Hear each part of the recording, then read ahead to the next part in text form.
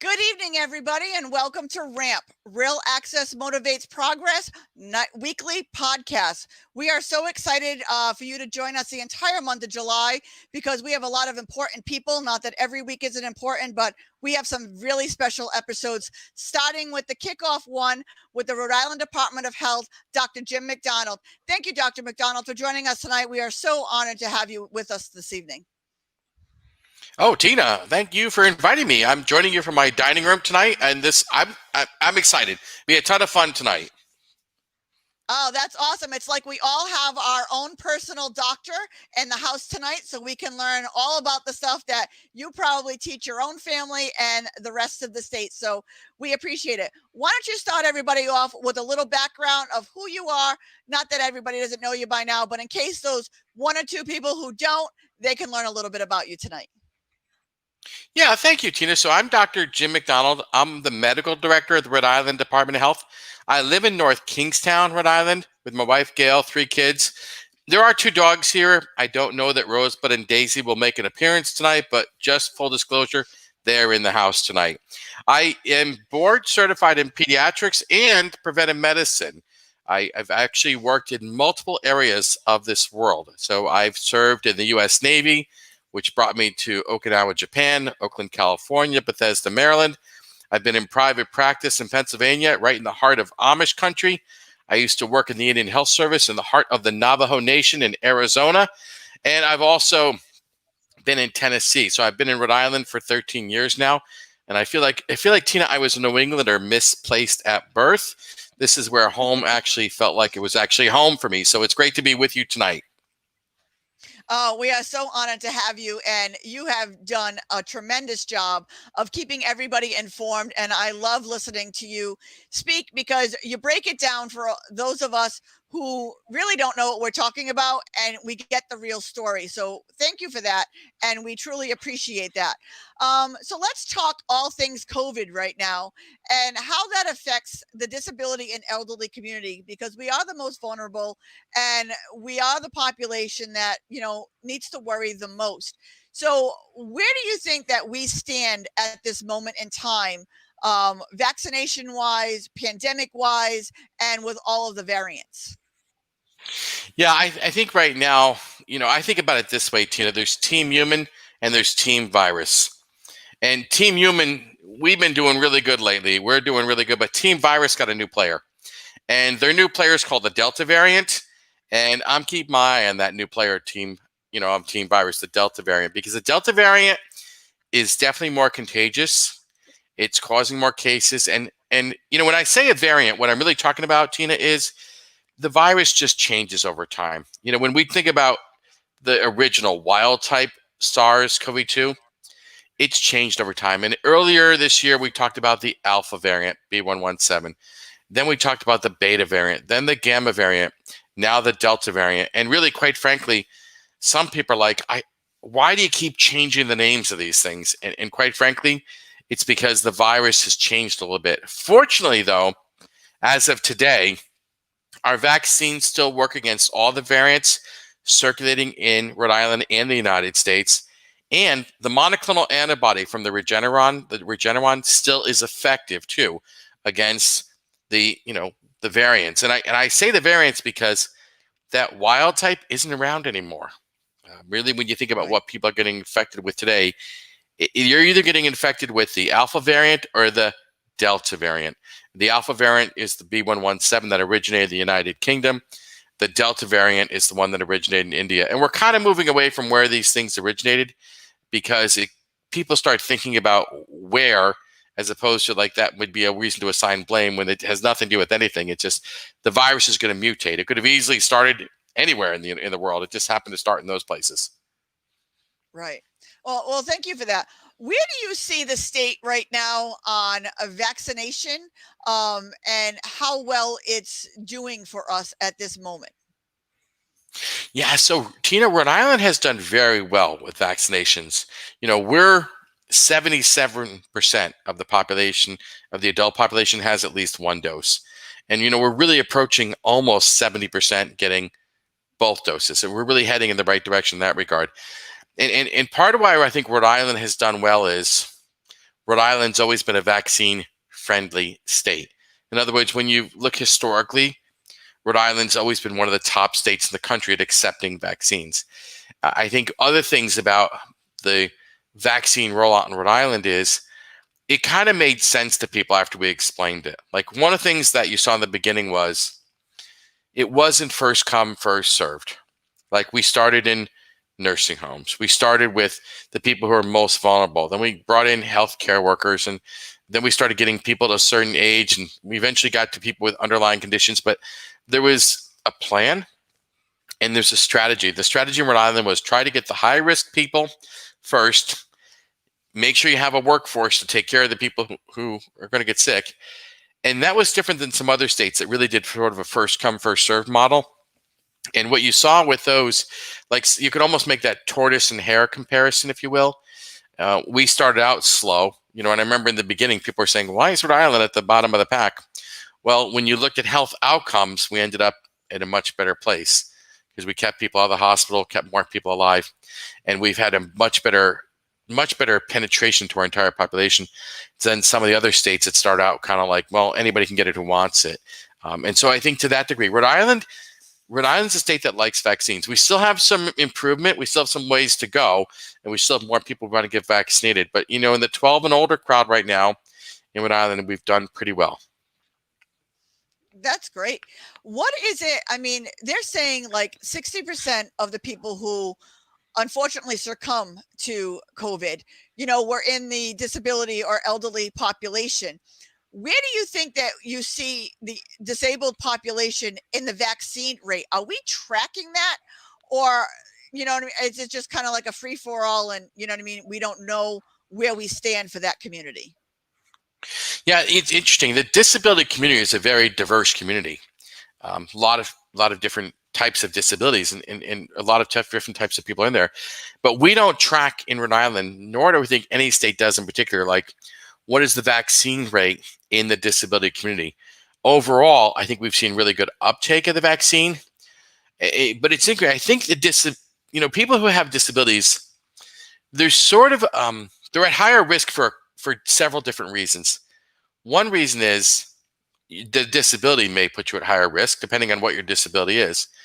But sometimes the disadvantages, the disability actually may prevent you from getting the vaccine just because of access to the vaccine, which is something that we've really tried to solve in Rhode Island. Like we've really tried to make sure every place we gave vaccine was a place that was ADA compliant and you could get the vaccine. And one of the things we did in Rhode Island too is we brought vaccines to people's homes. Like if, we didn't do it at first, but we got it going eventually, was if you couldn't come to us, we subcontracted with some folks to get the vaccine to your home. I mean, there's several thousand people who've gotten vaccine at home. And I think what it speaks to is, trying to meet people where they are. It's interesting, Tina, in the beginning of the vaccine rollout, we gave our first vaccine in Rhode Island December 14th, 2020. So really just about 7 months ago. But for the first, 4 months, so the end of April, the demand for vaccine was just ferocious. And I mean ferocious. It was an interesting time in the state. Once we got to the end of April, though, you really saw the vaccine supply was more robust and it exceeded demand. And we're still in that spot. And I see us in that spot for the rest of the pandemic right now. In other words, what I see is we have much more vaccine than we have demand right now, which is not a bad place to be. Because it means a lot of people have gotten the vaccine. I'm very proud of Rhode Islanders. I think Rhode Islanders have done a great job of accepting the vaccine. In other parts of the country don't have that success that we've had so far, which, and that's an advantage for us. And I think, one of the things I want to underscore, Tina, is I'd prefer you get vaccine immunity than natural immunity. In other words, natural immunity is you got that from acquiring the disease. So especially for folks who are disabled, that means one, if you got the disease, you had to survive it. And that's not something we take for granted. And I think the other thing is I'd rather not people suffer with the disease they didn't need to. But I think one of the key things we need to remember is the SARS-CoV-2 is a coronavirus. And one of the things we said at the beginning of the pandemic, well over 16 months ago, was you don't normally get lifelong immunity from coronaviruses. They cause the common cold. And they're just one of those common cold viruses. So we don't think that natural immunity will occur from natural. We don't think you'll get long-term immunity from natural infection, whereas we do think you're going to have a better shot at getting that from the vaccine. I think that's one reason why people should think about, hey, I should make sure if I didn't get the vaccine already, I should get that. Right. I agree with you. I do believe it's a personal choice, and you need to make sure you're checking in with your personal doctor, because I caught coronavirus in January. I was isolated, home alone, and we think I got it from a delivery that just happened to, contract it that way. I have long-term effects from COVID. I still have symptoms from January from coronavirus. I am not vaccinated at this moment, but I'm also working from home and still pretty much isolated. So there's not a rush for me. And like I said, with me having a stroke and a heart attack on Mother's Day, puts me a little bit at higher risk to adding something else to my body that when I'm not fully recovered from as well. But I want to talk real world. The disabled community has some hesitation because of their disability, because of side effects from the medications that they're taking for their disability, or underlying issues outside of their disability that they may have. What are some of the things that this community should be asking their doctor or looking for or concerned about, or what should relax them to not think so much about? Yeah. So the first thing to make sure is, do you have a doctor? And do you have a doctor you trust is the second thing. And part of why I say that is, it's interesting. My oldest son is disabled. He's on the autism spectrum. He's got some cognitive issues. But, when it came time for Noah to get the vaccine, when his age group became eligible, Noah was one of the first in line, partly because he saw me every day with the pandemic and he trusted his dad. And the point I want to raise there is, if you have someone you trust as an expert, then you're going to be very likely to just listen to that expert. And part of why I say it that way is that these vaccines, particularly the messenger RNA vaccines, they're different than other vaccines we've given before. And I think people had a hard time understanding the science. And because messenger RNA vaccines are different. I get a shot in my left arm when I got the vaccine, but that messenger RNA, which was surrounded by little fat molecules, that's fine, goes into the skeletal muscle, little muscle cells in my arm.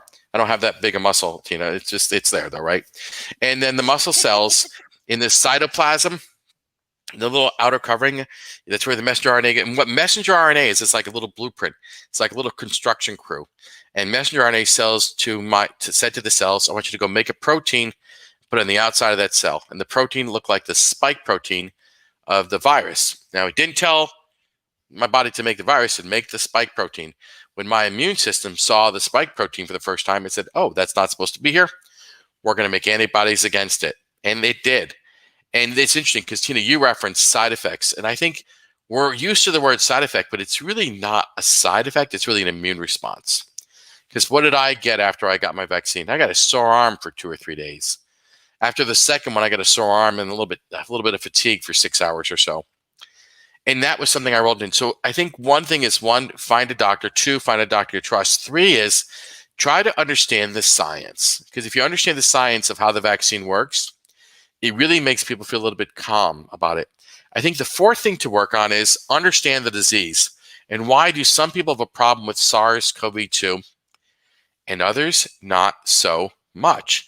One of the things about this virus in particular, Tina, was, why was it successful at causing a pandemic? Because it didn't have to be successful, but it was successful because it made people sick and it made some people pass away, but it made more people not sick. In other words, because the virus had so many people who just weren't sick, it was very efficient at spreading itself because these people who weren't sick were running all over the place.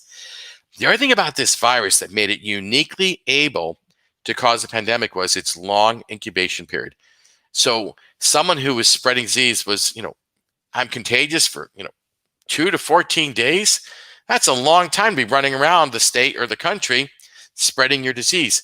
And I think these are some of the key things, but it was a significant pandemic because it affected enough people that ended up in the hospital, and it was possible to overwhelm countries' healthcare systems.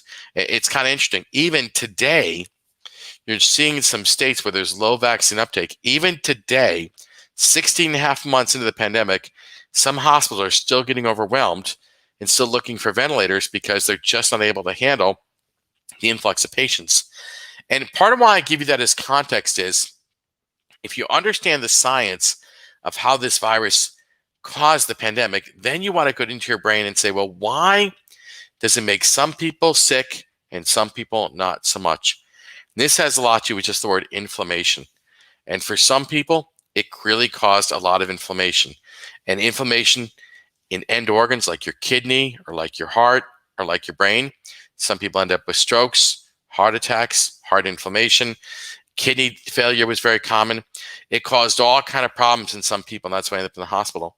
But it's interesting, where we are right now, we have treatment that works with the monoclonal antibodies.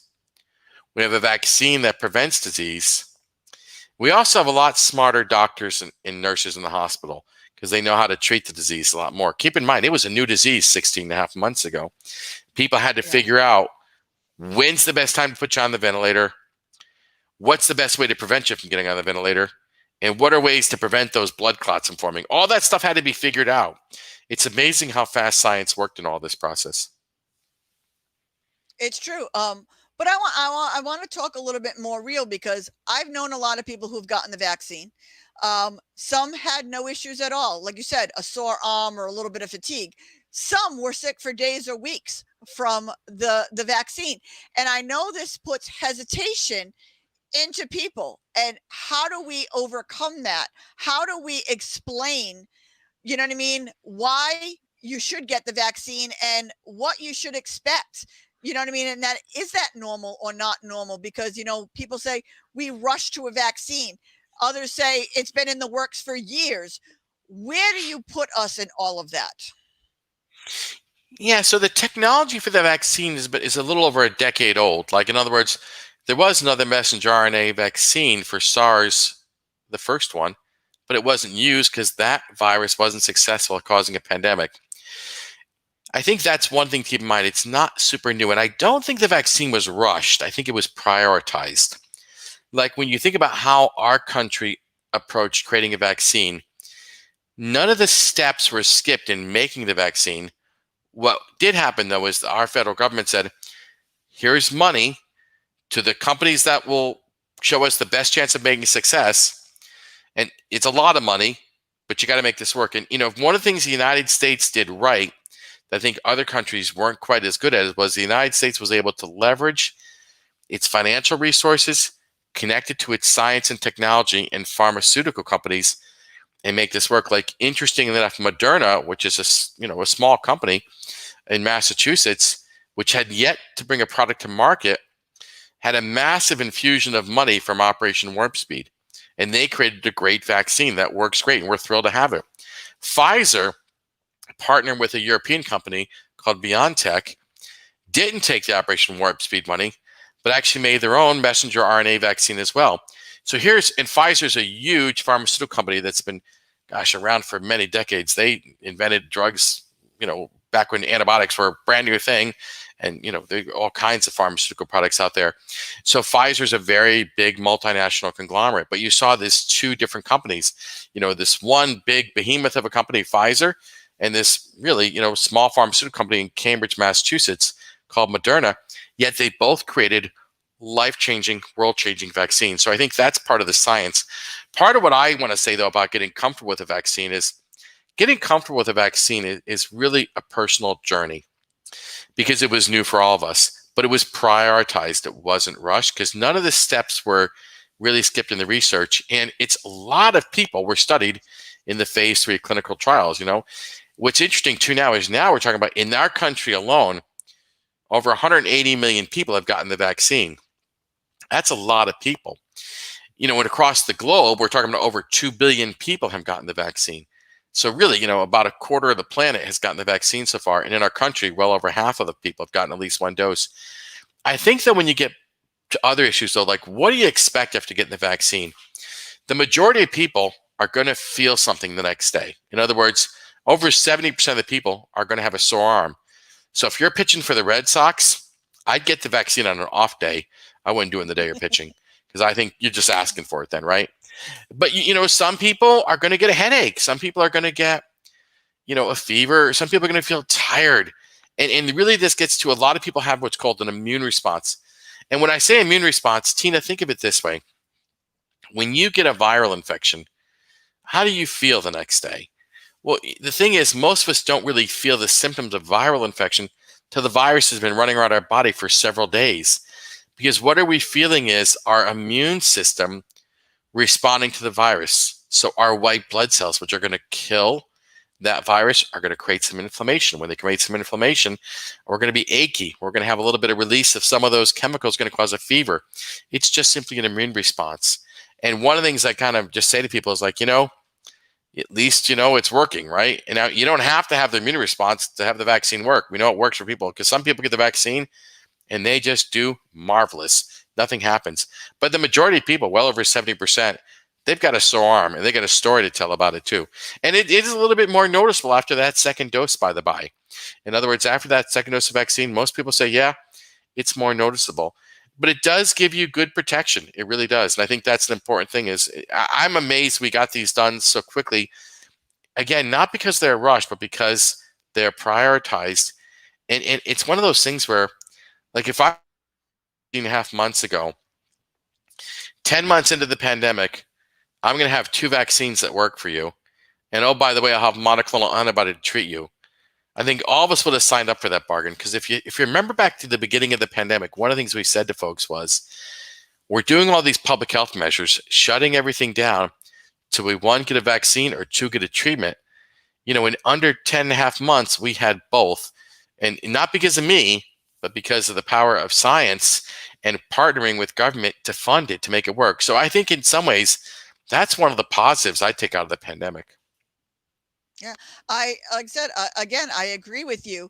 I want to talk more about, I was hospitalized in May with a stroke and a heart attack. Now, I spent a couple of weeks in the hospital. Not once when I was in the hospital was I asked if I received the shot, if I wanted the shot, if I wanted more information about the shot. So I kind of thought, okay, maybe it's because of why I'm here, the heart attack and stroke.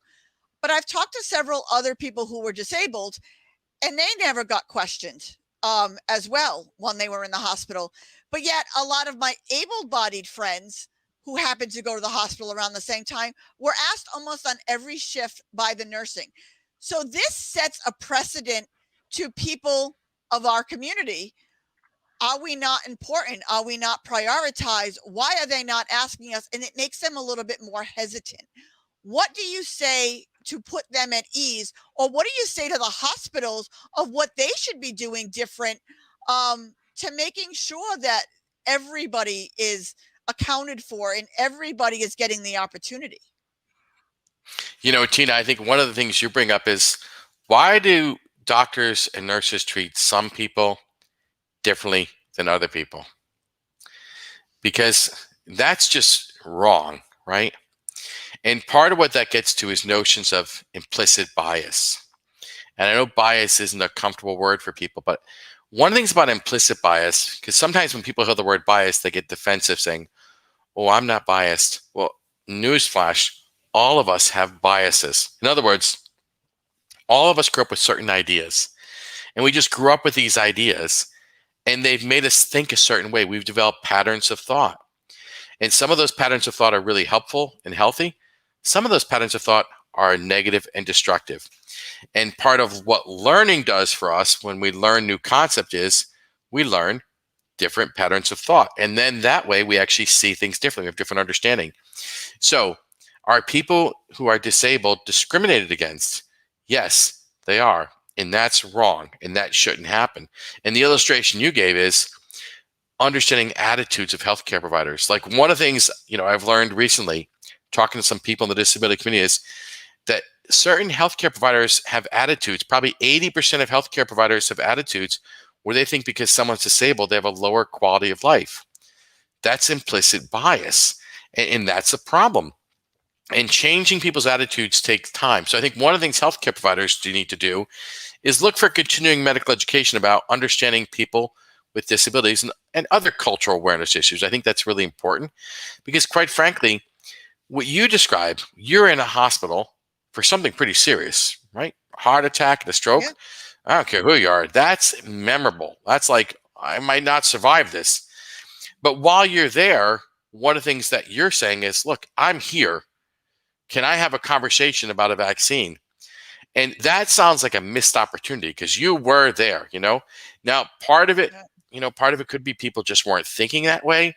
Part of it could be people's preconceived notions, but it really leads itself to a missed opportunity because you were there. And one of the things about that moment for you was like you had access to your doctors, your nurses. You could ask your questions and get tailored information.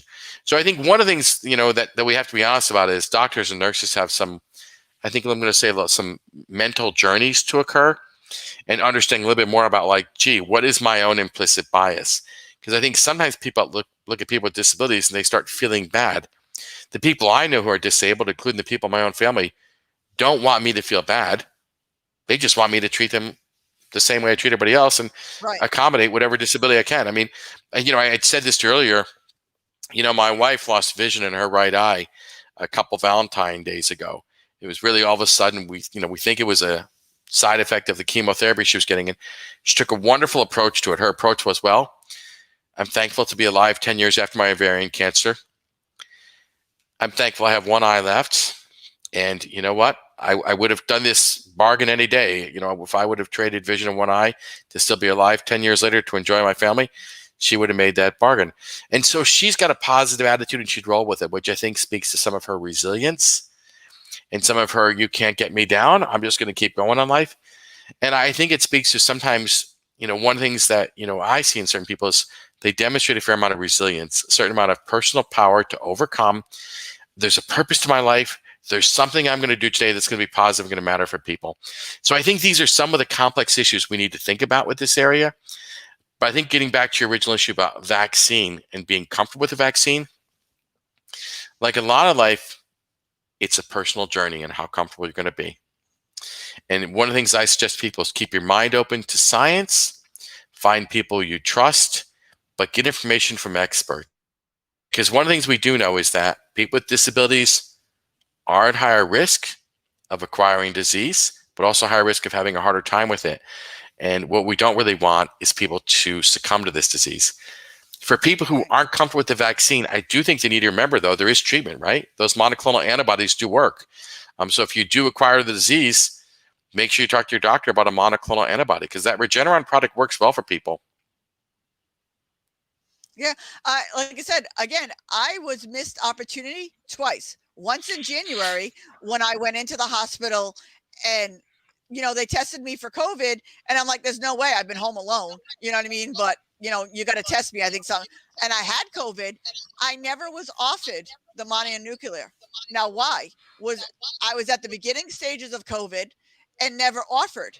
And now the second one, when I was in the hospital, I was never offered. So things like this is where you need to be number one, your own advocate. I waited till like the days I was getting ready to go home to raise the awareness to the doctors and nurses and say, hey, look, why wasn't I asked? Why wasn't I brought this? No one had an answer to me, but at least I brought it to their attention. So it had a conversation somewhere in the backdrop of somebody saying, why didn't we ask her? Why didn't we offer her that? And other people, because like I said, I've talked to people who were in many different hospitals around the state of Rhode Island. None of them were asked. So it wasn't like one particular hospital or one set of doctors. It seemed to be, but this is where the disability community feels maybe it's not right for them. So what questions should they be asking their doctors to put their mind at ease? Because obviously some doctors don't make them a priority for this. Yeah, so I think when it comes to vaccine questions is I would ask your question. And the reason I said ask your question, like when I talk to my patients about the vaccine, I ask, what is your question? And part of why I say it that way, Tina, is like I still see patients. I'm a pediatrician, right? I still see patients on Fridays. What I find about my patients, though, is that they have their question. And if I create a trusting space for them, they'll ask their question. And sometimes their question is something I can answer. And sometimes that's what they want. Like one of the things I've noticed about my patients is they've known me They trust me. And a lot of times they want my answer to their question. Part of how I bring that personal connection in is there's nothing that quite comes close in life to that physician patient relationship, because I know my patients, and most of them I've known for quite a long time and I know them well. So I think part of it is find your question. Part of how I underscore it's your question is don't find the internet's question, don't find social media's question, and don't find the politician's question, because that doesn't matter to you. What matters to you is what is your question. Because what you want to know is, to my doctor, is this right for me? Because doctor, you know me better than anyone else knows me. You know the inside and the outside. So if you find your question, and then what I do as a doctor, what I try to do is I listen to my patient, ask their question. I try to give them their answer. And the reason I'm just giving their answer is that's what they wanted to know. What I try to answer for them is, what is it that you really wanted to know about your question? And part of what I'm saying is it depends where they're coming from, because some people come from a position of curiosity. Some people come from a position of anxiety, but some people come from a position of fear. And if I don't know where they're coming from, I'm not giving them the answer they need. Yeah. And if you have a disability, you have more than one doctor. So I agree with you asking your question, because my question was, and I asked every one of my 5 primary doctors that I have, with what I just went through, is it right for me? With some of the vaccinations and me having clotting issues and stroke issues, is it right for me at this time? What is my area? Like, I'm not going out right now. Is it a rush for me right now, for me to get vaccinated when I'm not out in public, when I'm not around people, when I'm home? You know what I mean? So you can take your time and you can trust your doctors and ask more than one. And I'll tell you, 2 out of 5 of my doctors right off the get-go said, you know what? I don't know the answer right now. Let me get back to you. That meant more to me than them coming up and giving me a lame answer that they didn't really stand behind and believe. Then they found out the answer and they called me back later. It is okay not to know the answer right away.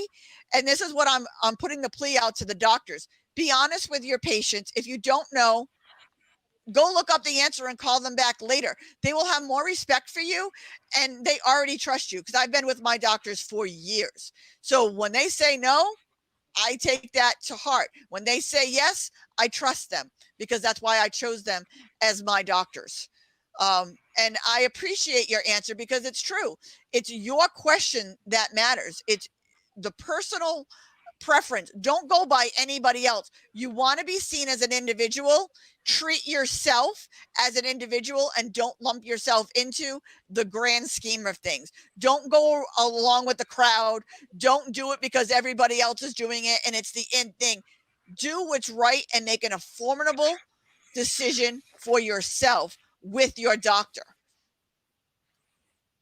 Yeah, and Tina, that's great advice. I think it speaks to the power of you and the power of you getting your information. And then and part of why I think that's so important is one of the things that I worry a little bit about is there's so much data input in our lives. There's just so much information, but sometimes it's just quite frankly noise.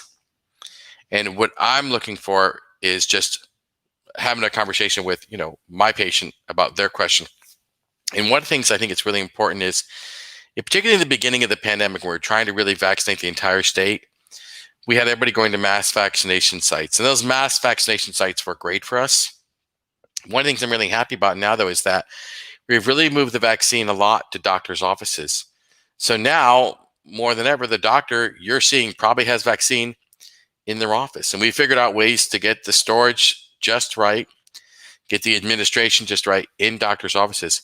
And I think it sets it up for a more usual practice of medicine and a more normal experience where you don't have a rushed conversation and you feel like it. And, physicians are trained to have normal conversations with you. It should never feel confrontational in an exam room. Like, physicians aren't lawyers. We're not trained to debate with our patients. We're really trained to actually have conversations, do something called shared decision making, and come up with the idea of risks of acquiring the disease versus the benefits of acquiring the vaccine, and making customized, personalized recommendations. And then, patients decide what they want. Because really right now, that's really what it comes down to is, for a patient, it's like, I have to look at the risk of acquiring disease versus the benefit of acquiring the vaccine in an ever-changing dynamic, because the Delta variant is still the wild card. Because it's a bit of the wild card. Like, one of the things I've said to people is, if you had COVID in 2020, you probably aren't protected against the Delta variant because it's a different enough virus that your body's still at risk. Now, the reinfection rates are still low, but that's partly because we've had such good vaccine uptake that our whole prevalence is getting much better. One of the things we see in Rhode Island is the prevalence. In other words, the number of people at any given time who have disease has really been steadily declining over the last several months, which puts us in a great place. Our hospitalization numbers are better too. And, I was looking at the data this morning. We haven't had a death in over a week, which is a great thing. I'd love it if there was no more deaths from this disease. It really would be a great thing to see. Yeah, like I said, I can't agree. One of the best things that I've seen out of this whole pandemic is families making their own decisions personally for themselves. I know husbands have gotten the vaccine and wives have not, or vice versa, or they're making a personal decision for themselves. And there's a lot of noise out there. There's a lot of misconception. There is a lot of bad rumors that just are not true. And I can't stress it enough to have that conversation with your physician or a physician if you don't have a physician. Have that conversation personally, because again, you're an individual and your life is your life. Nobody else can live your life but you. You need to make it a personal. What would you blanket say to everybody to make that common sense decision for them? So here's something to think about. If you're someone who before the vaccine came out made up your mind not to get it, and that's about 13% of the population, I would invite you just to think about what you did. In other words, even if before the vaccine came out, you said, I'm not getting it, maybe it's time to actually go look at a conversation with the person in the mirror and say, am I really making the best decision for myself? And it's really about you making a decision for you. It's not about how other people think about you. So one of life's little mysteries is stop caring what other people think about you, by the way. That's not healthy, because what's best for you? And if you go in the mirror and say, you know what, I've actually thought about it and now I've decided to change my mind, then you go get the vaccine. And I don't think you should care what other people think. You go get it. Because if you made up your mind not to get vaccine before it came out, what you did was you made up your mind without enough information. And that probably isn't good for us to do that. So that's one way of thinking about this issue. I think another way for people to think about this issue, if you're someone who's just saying, I'm just not sure, I don't really have the confidence to get the vaccine, part of what you want to look at, I think, is where am I getting my information? And part of why I say where you're getting information from is that, when you think about just making any life decision in general, almost always you want to find an expert. Like if you have a problem with your taxes and you're worried about the Internal Revenue Service coming after you aren't going to get on social media and see what advice is, nor are you going to get on the internet or look at the major news sources and say, gee, you're going to hire a tax attorney because tax attorneys know how to deal with the Internal Revenue Service and is going to help you. It's also true that if you had a major plumbing problem in your house, like if you had a major plumbing problem in your house and you need that stuff to work, you're not going to get on news media saying, gee, I wonder what the news media says to fix about my plumbing problem. I got leaking faucets someplace. Nor are you going to get in social media. You're going to call a plumber and you have an expert come to your home and get your system working, right? Now, we make these decisions all the time in our lives. We find experts.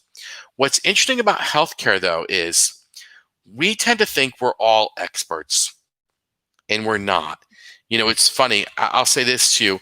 In order for me to become a physician, I gave up my 20s and then some. So whatever you were doing during your 20s, I wasn't doing that. I was studying to be a doctor, right? In other words, 5 years of college, 4 years of medical school, 3 years of training, then another 2 years and so I spent a ton of time learning how to do what I do, and I still learn every day, and every day I learn new things. So if I spend a decade and a half acquiring my expertise and find I need to learn every day, When I approach my patient with a recommendation, it's coming with a great deal of expertise and thought around it. Hey, Tina, I'm not always right, but I really have at least done my homework, and I'm going to tell my patient this is my best advice for you. And part of why I say it that way is I find that sometimes we're confused that when your doctor gives you advice, it's equally as important as what your best friend thinks. And your best friend cares about you, but the best friend probably doesn't have the same expertise as your doctor. Now, your best friend may be right sometimes, and maybe your doctor was wrong, but that's the exception, right? And part of what I'm getting at is it's funny. There's a local author named Dr. Tom Nichols wrote a book, The Death of Expertise. It's one of my favorite books he wrote in 2018. He's a professor at the War College. But I think sometimes in our culture, we've confused information and access to information with expertise, and it's not the same thing. So when you're really talking to someone, I would ask yourself, are they really a bona fide expert? Because if they don't have training in molecular biology, if they don't have training in healthcare and medicine, then I'm not sure who you're talking to. You're probably talking to someone who has a vested interest in you, but you really want to talk to an expert. Because if it was good enough for your toilet and good enough for your taxes to find an expert, it's good enough for your body. Yeah, I agree with you. Like, I have a spinal cord injury. I suffered a stroke to my spinal cord. I know my body. When I go to the hospital, you don't want to try to an IV there because it's not going to work. You want to try over here. This is the best remedy for this. I know my symptoms. But just because I know my disability doesn't mean I know everybody's disability. So my best friends who are in the disability community, I will not say one way or another, get it or not get it. I say, go talk to your doctor because your doctor does know what's best for you. I do not. Just because I have a disability and I know my body does not mean I know your body. So the best thing that you can do, I love the saying that you are not supposed to know what other people think of you. That is none of your business, what somebody's opinion of you. You be the best person you can be and don't give advice where you're not an expert. Like, I will never tell anybody, get the shot, don't get the shot. I say, go talk to your doctor. Go talk to somebody you trust who knows what they're talking about this disease, this vaccination, and you. Not me. I'm not the person. I love you. I care about you. I want what's best. I will be there for whatever decision you make, but it's your decision to make. Yeah, I think Tina have some really good advice there. And I just think one little word of freedom that I found in life is when I got to the point in my life where I stopped caring what other people thought about me, I really was a much happier person in life. Because at some point, it's like, who are you trying to please? It just doesn't work, And it doesn't mean I don't listen to people who I love and respect, but it's like, I don't really care what people think about me anymore. I don't have the time for that kind of thing. And part of what I think is important is, I think sometimes as Americans in particular, we're rugged individualists. I used to live in Japan. I was in the Navy. I used to live in Japan. One of the things I learned about the Japanese culture was it was a very utilitarian collective culture. People were very interested in doing what was good for the population. That's great. That's just their culture. In the United States, we're rugged individualists. We're just a different people. Not that they're right and we're wrong. We're just different.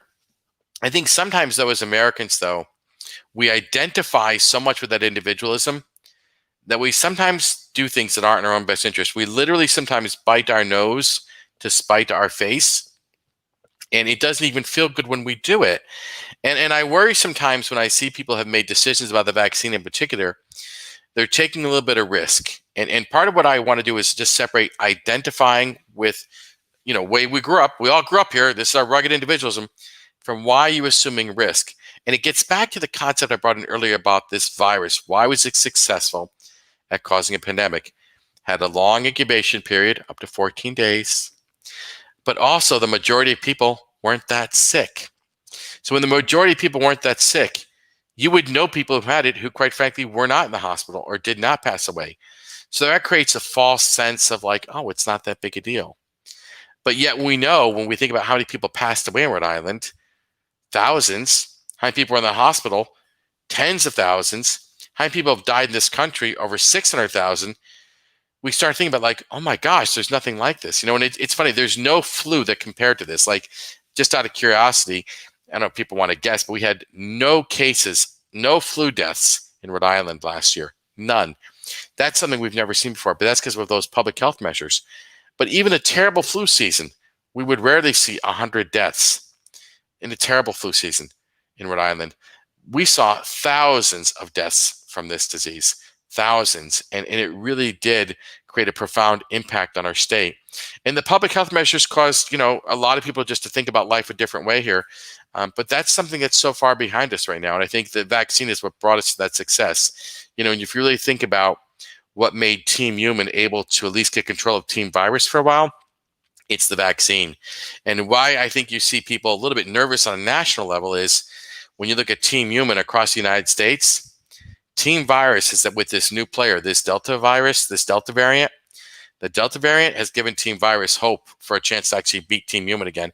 And what we're worried about after that is what's the next variant to come. That's why really people want as many people as possible to get the vaccine, because there's an undeniable law of virology. Everyone agrees with this law of virology, that a virus that does not replicate will not mutate. In order for a virus to mutate, it's got to replicate. So if we can just simply stop it, not just locally, but nationally and hopefully globally, we can all be beyond this pandemic. Yeah, I can't agree with you more.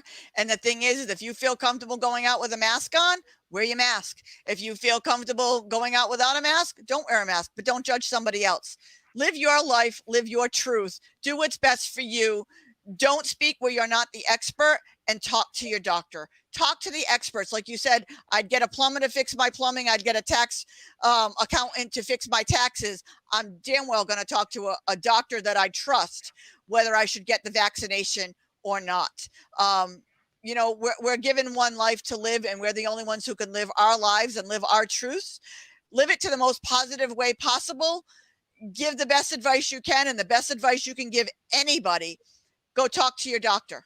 If you're unsure and you can't make the decision on your own, go talk to your doctor. Go talk to somebody that you trust and get expertise right from the horse's mouth, to somebody who's studied it, who's given up their 20s and then some, to, have that expertise behind them. Talk to the professionals. Now that we're getting nearer to the hour, what are the most profound thoughts that you can give to people to put them a little bit at ease and, set them in the right direction?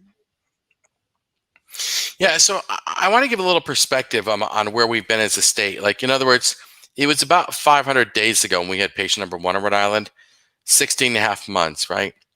But we've all gone through this pandemic, and it's not quite done yet. So part of the perspective with this is like, we're not finished yet, but we've all gone through this population trauma. And I think one of the things we have to validate is like, we have to process in our own mind. We as a population have gone through a very traumatic experience, right?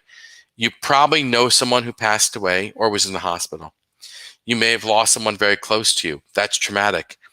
Other things that may have happened to people is like, I couldn't go where I wanted to go. I couldn't do what I wanted to do. What if someone had to be quarantined? What if you had to be isolated?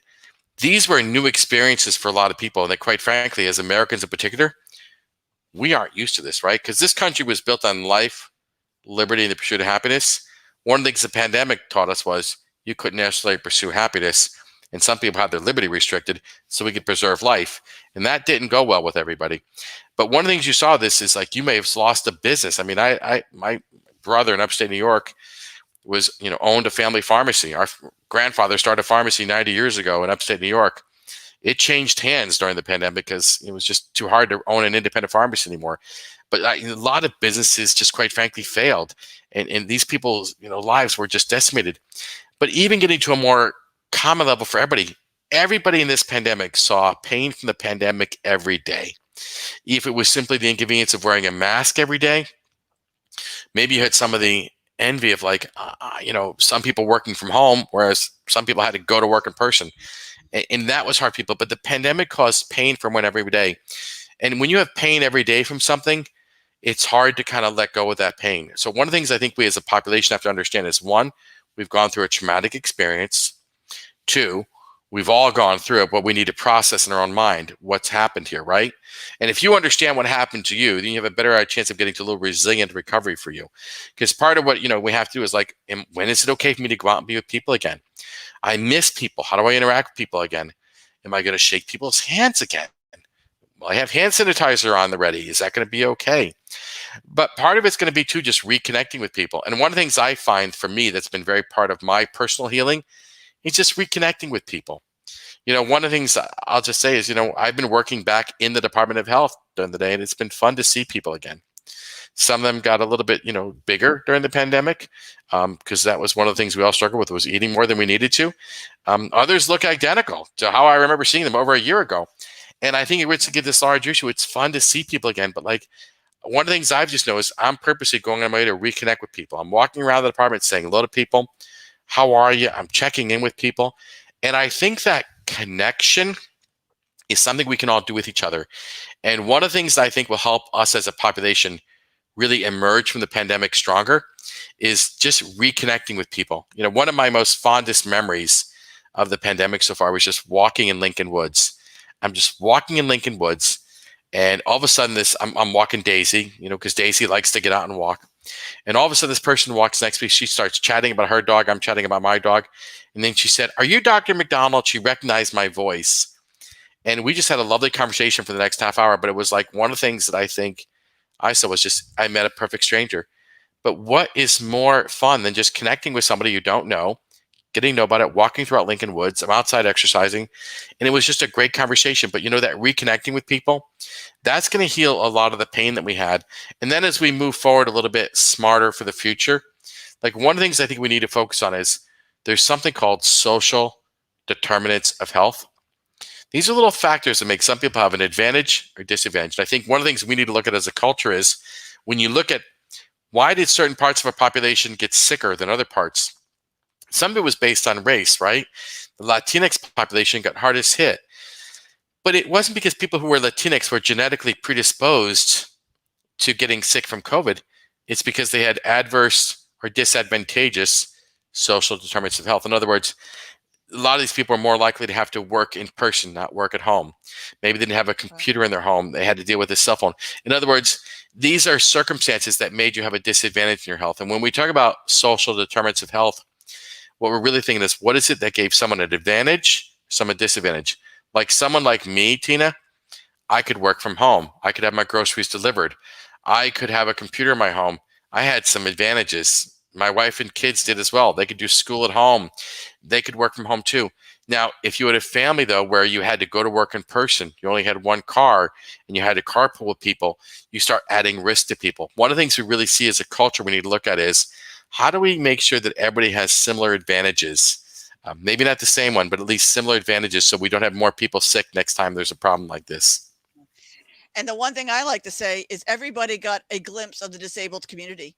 You couldn't go out with people. You couldn't get in. You didn't have access. We live that every day. We live that isolation every day due to something so fixable as inaccessibility. You didn't like it. You didn't like that. Take us with you when the world opens up again. Meet somebody new, because I'll tell you, your best friend could be somebody sitting in a wheelchair or somebody from the disabled community that you never got the opportunity to meet because they couldn't get in. And the other thing during the pandemic is making sure that you all had your red bag. I know Dr. McDonald is a huge supporter of our red bag initiative. It's carrying all of your medical information on you at all times. And it's non-tech based. That is the most important thing. Go and get your red bag at www.rampasinclusion.com. Make sure you have it with you at all times. Keep it updated. It's a little card inside. You fill it out, you send it in, and you are, successful. And no matter where you go, you are covered. When I took my stroke, it saved my life because I was nonverbal at the time. Can you imagine me nonverbal? But I was nonverbal at the time. And that bag saved my life because all of my information was in that bag. So I want to thank you, Dr. McDonald, for your insight tonight and putting our minds at a little bit of ease and giving us guidance and making our community feel important, be seen, and be heard. So thank you so much for your participation tonight and your wisdom. Like I said, I enjoy watching you talk. I enjoy listening to you, and you are one of the doctors that I trust for your opinion. So thank you for being part of our show tonight. Yeah, thank you, Tina. And if people do want to listen more to myself and Dr. Chan, we have our own podcast called Public Health Out Loud. So if you're looking for one more podcast in your life, Public Health Out Loud, wherever you find your podcast is kind of fun. One place to find it is health.ri.gov/podcast. And it puts it there in every platform you want.